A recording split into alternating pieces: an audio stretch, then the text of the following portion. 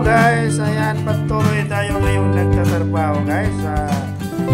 Nagkakabit tayo ng rakwal at napapagod na yan. Kaya sabayan natin ng sayaw-sayaw kunti, kanta-kanta kunti, no? Para mawala sa pagod ba, no? Tama ba ko? Mali ka?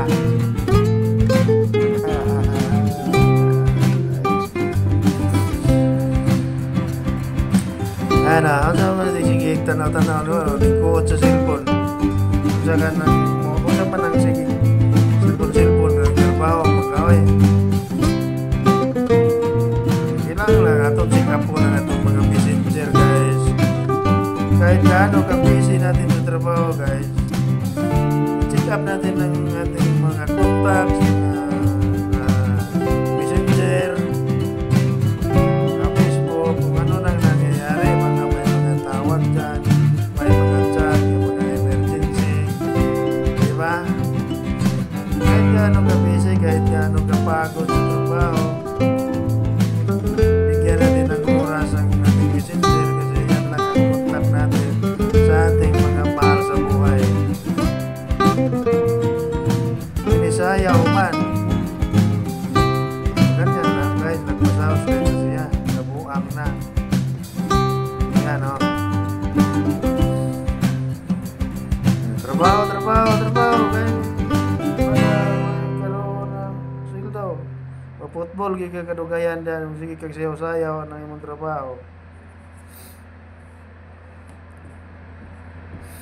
Alam niyo guys, kailangan natin nga good vibes din natin ang sarili natin para hindi natin maramdaman ang pagod sa trabaho. Kung di ka magkanta-kanta, sayaw-sayaw ka kunti. Di ba?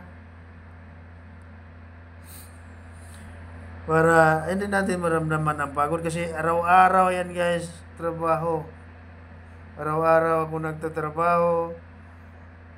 Pagdating sa bahay, magluto, manglaba, manglimpyo. Manglaba, mangluto, o manglimpyo. Ano itong trabaho dito sa abroad. Pwede lang sa mga engineer, mga kuhan, mga doktor, mga ano dyan. Kasi may mga ano yan sila mabasa lang ang kamay nan pag kumakain.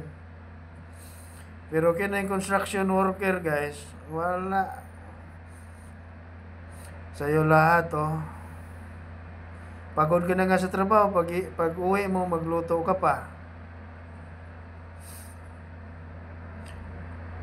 Pag Bernes, day off Bernes, maglaba, manlimpyo, magluto pa rin. Oo, kasi araw-araw magluto Yan ang construction worker guys.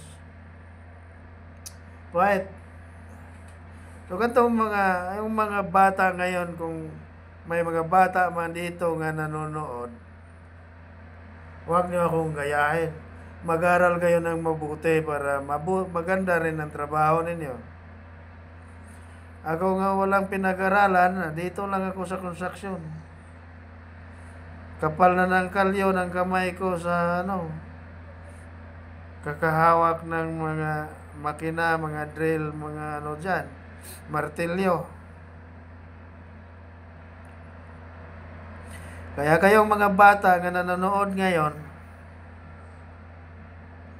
mag-aral kayong mabuti. Yan lang naman ang susi natin na hindi tayo magkatrabaho ng katulad sa trabaho ko ng construction worker. Walang pinag-aralan. Walang pinagmamalaki sa buhay. Construction worker lang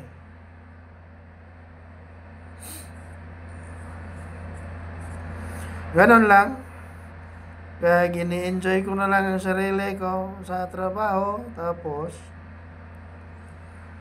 pag mapapagod na, ayan, kakanta, sasayaw, para mawala ang pagod. Kawawa, di ba? Kaya mag-aral kayong mabuti, kayong mga bata. Para hindi kayong matulad sa akin. Pero kung gusto niyo akong tularan, huwag kayong mag-aral. Pero marami naman nakapagtapos sa pag-aaral ngayon na walang mga trabaho eh. Tumanda na lang, ipang-reuma na lang, wala na trabaho. Tamad lang. Pero itong construction worker guys, tingnan nyo. Kahirap-hirap ng trabaho ko eh. Kung tag-init, bilad sa init. Kung tag-ulan, maulanan. Kaya mahirap talaga ang construction, guys. Tapos sasabihan ka pa sa iba, construction worker ka lang. Amoy pawis ka eh. Amoy pawis ka. Tapos, kung maliit lang ang sahod mo, halos mamatay ka na sa trabaho, tapos maliit lang ang sahod mo. Construction worker ka lang, wala kang pinagmamalaki sa mundo. Yan ang sabi sa iba.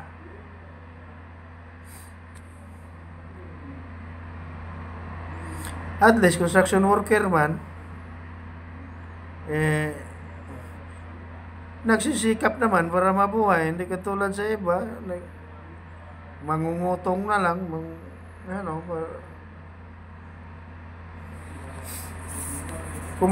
kumbaga, lumalaban ako ng patas. Ayan nabuang na, nagkanta-kanta na, ginawa ng microphone ng ano ba yan?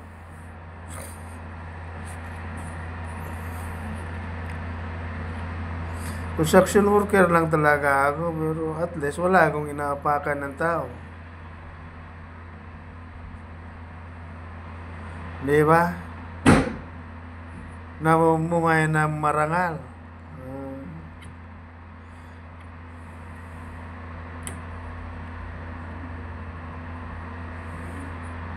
Walang pinag-aralan eh. Hindi nakatapos pag-aaral eh. Hindi nga ako nakatapos ng grade 1 eh. Kaya, ito, papunta sa construction.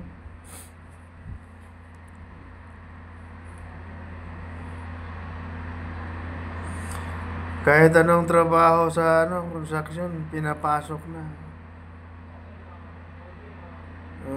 Hindi naman nakatapos ng grade 1.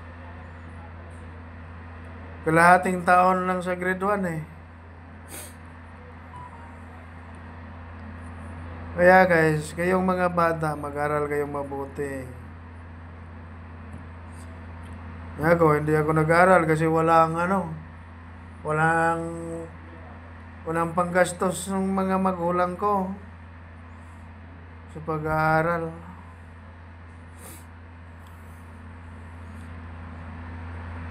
Pumasok ako ng grade 1, wala akong tsinelas, walang baon.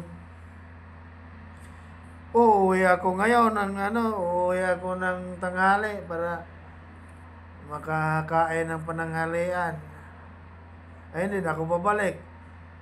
So, natapos ko ang kalahating taon sa sa grade 1. Ayun. Puro kalahating araw lang din ang pinasukan ko. Ayun ngayon ang nangyayari, construction worker. Sabi nga ng iba, wala kang pinagmamalaki sa buhay mo. Construction worker ka lang.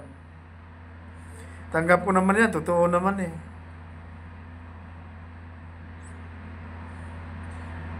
At least hindi ko katulad sa'yo na nangungutya ng tao kung anong trabaho.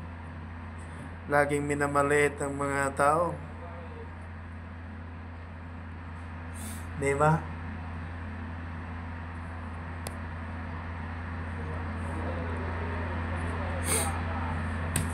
Yung tularan kita ay marami na tayo.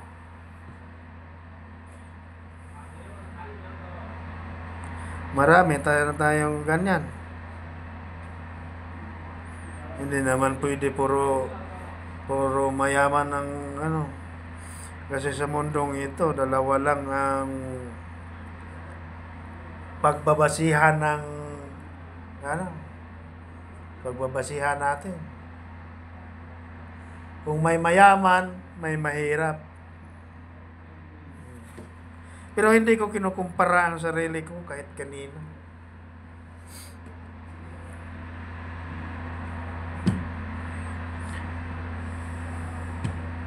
Wala naman makakumpara sa sarili ko.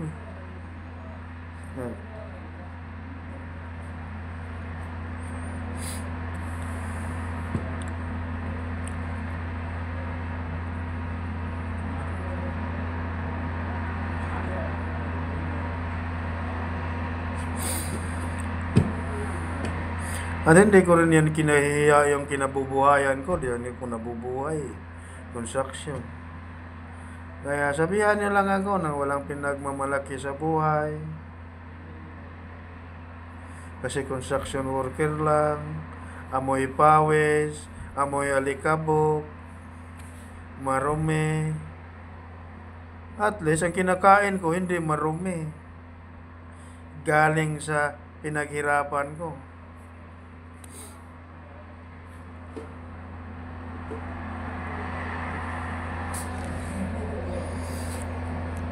So ngayon, matanda na ako, 48 years old na, construction worker pa rin.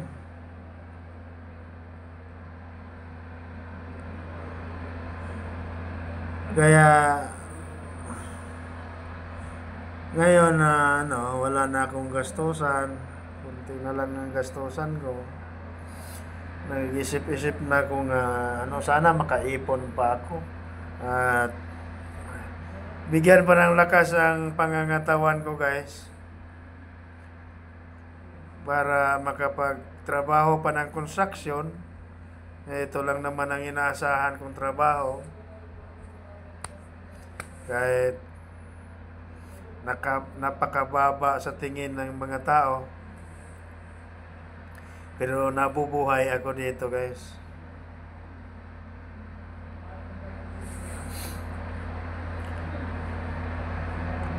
Nabubuhay ako dito sa trabaho na to. Kaya sorry lang sa inyo kung ganyan lang ang ko.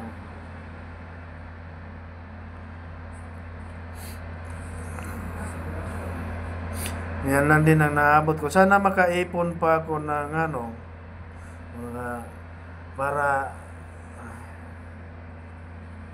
pag mag-edad ako ng 50,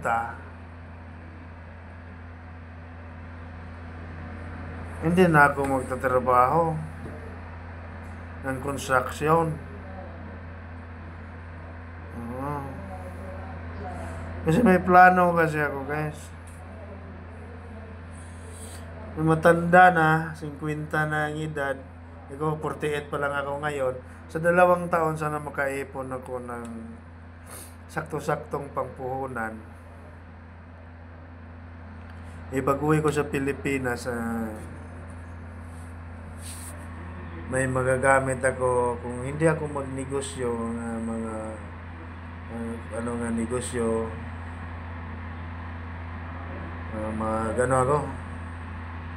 mag-alaga ako ng mga manok or baboy ba, ganon.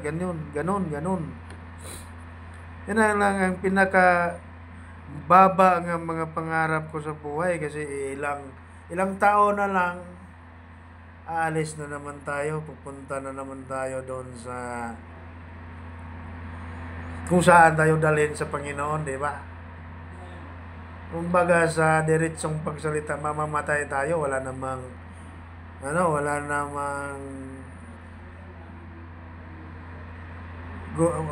sa mundong ito. Walang mananatili sa mundong ito, guys. Kaya ngayon, nagsisika pa rin ako kahit construction worker lang yung trabaho ko.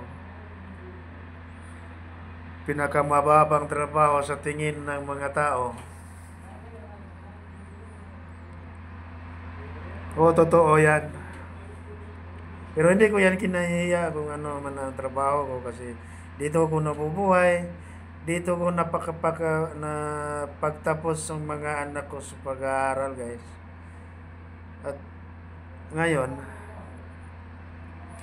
48 years old na ako.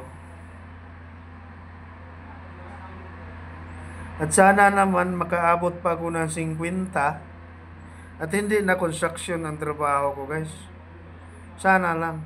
Kaya ngayon nagsisikap para makaipon ako at mabigyang tugon ang pangarap ko sa buhay na magpapahinga sa pagtatrabaho. Baka dito sa construction worker, ito lang ang stepping stone, guys, para magpahinga naman ako pagdating ko ng 50. Kasi 48 years old na ako ngayon, di ba?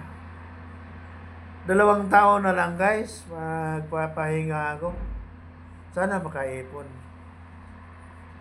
Pang negosyo or dalawang may plan A at saka plan B ako kung sa negosyo, mahirap sa negosyo. Doon ako sa mag-farm na lang ako. Kahit farm ngayon, guys, magkakailangan pa rin tayo ng pangpuhunan. Kaya nagsisikap pa rin ako kahit matanda na. Matanda na ba ng 48? Matanda na, no? Ngayon lang kasi ako nakaluwag-luwag sa buhay, guys. Simula nung kasi puro eskwelahan ng ginatupag ko, guys. Mga anak ko. Sa awa ng Diyos, nakapagtapos silang lahat.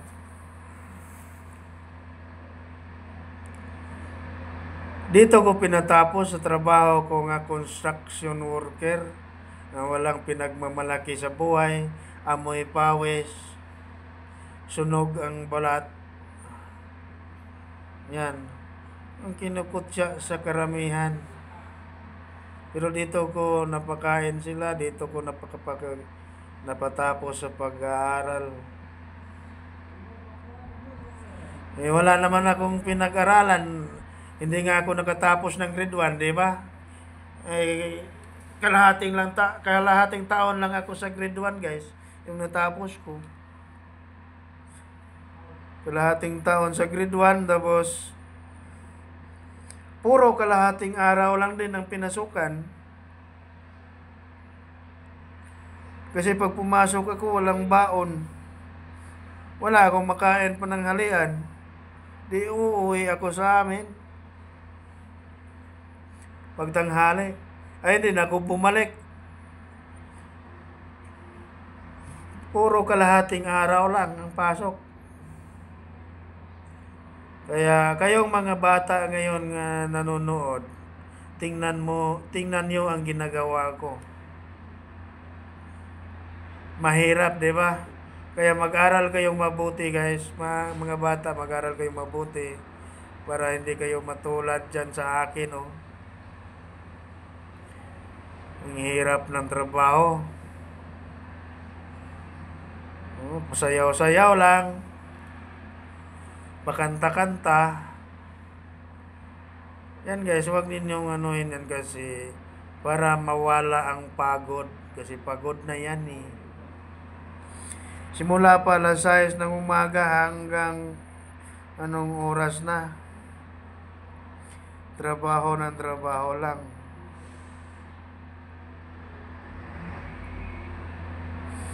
Ang init pa, no?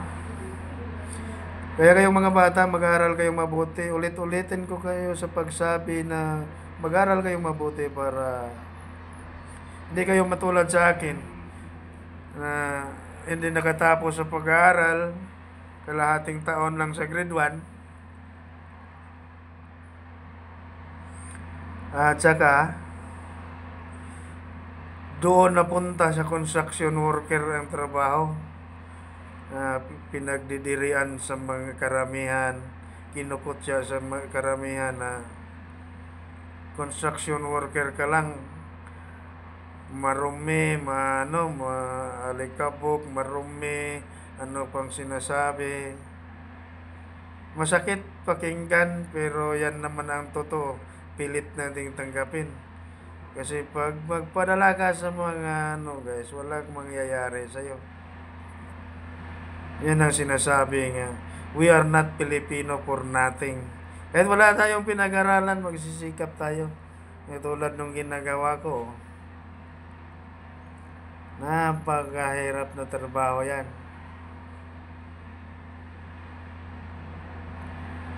Pero tinitiis ko lang para sa kinabukasan. Kaya ngayon nakarating ako ng 48 years old.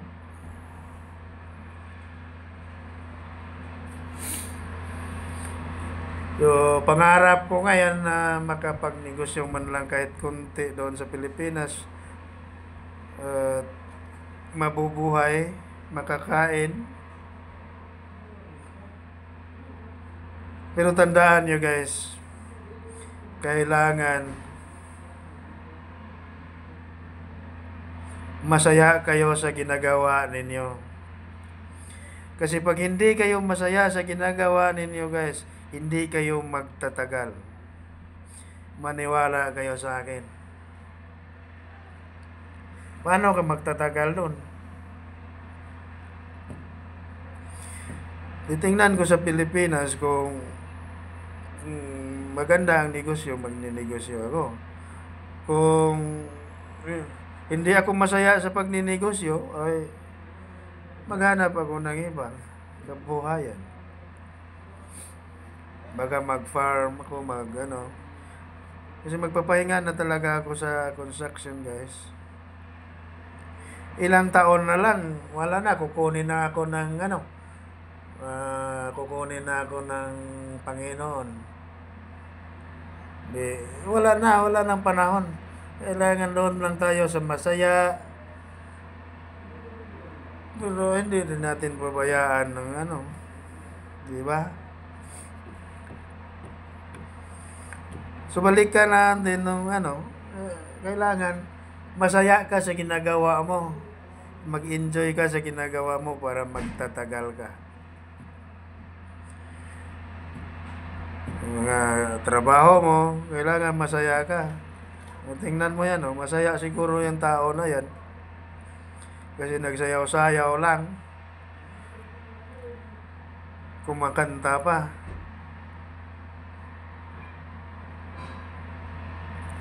Kahit anong trabaho mo guys, kahit nangangapa ka doon nag-construction ka, basta masaya ka lang, ginusto mo, magtatagal ka doon at tumasinso ka rin. Pero pag hindi ka masaya sa mga ginagawa mo, maniwala kayo sa akin, hindi ka magtatagal doon. Paano ng mga pangarap mo? Kaya nabuo yung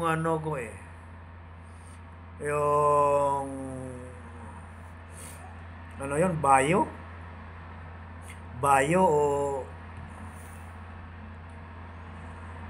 quote ba? Kaya nabuo yun na follow your passion, live your dreams. Diba? Ito na siguro, no? Yung sinasabi kong, pa yun, high school pa ko noon eh. Follow your passion, live your dreams. Sundin mo kung ano ang hilig mo. Pag consistent ka na sa mo. Kasi pag hindi ka masaya talaga sa trabaho mo, hindi ka talaga magtatagal doon. Lagi kang Kaya follow your passion. Sundin mo ang hilig mo. Sundin mo kung ano ang gusto mo.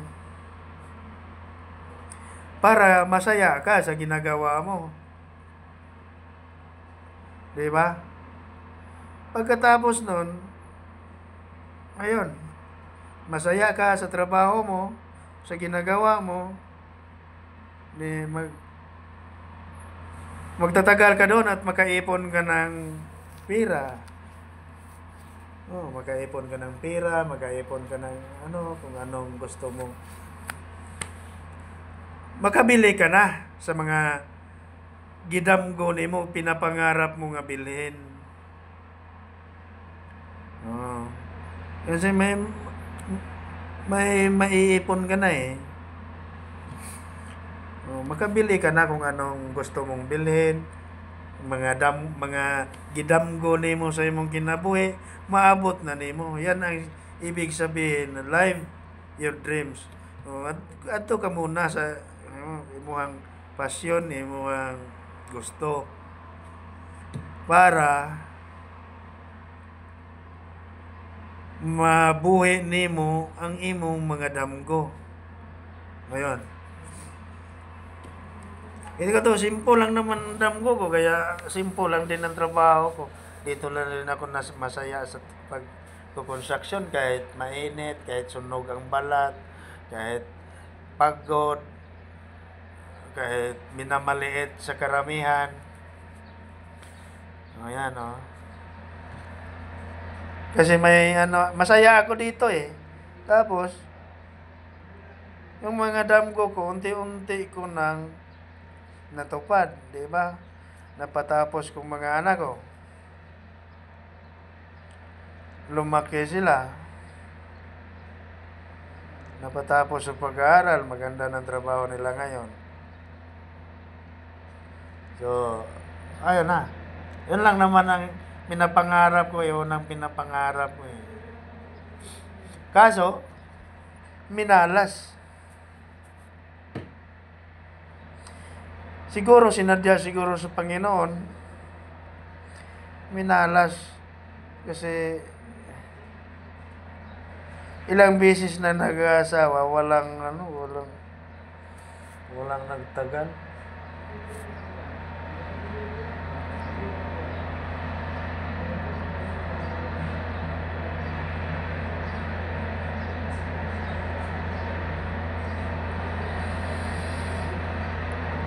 Pero siguro, sinadya siguro sa Panginoon yun para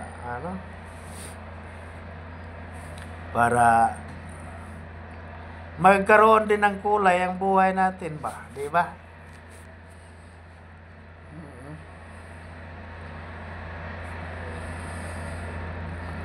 So guys, ang dami ko na sinasabi at uwian na pala. Ay, agay. Mamaya ko na ito tapusin pag-edit. Agay. Pagdating sa bahay.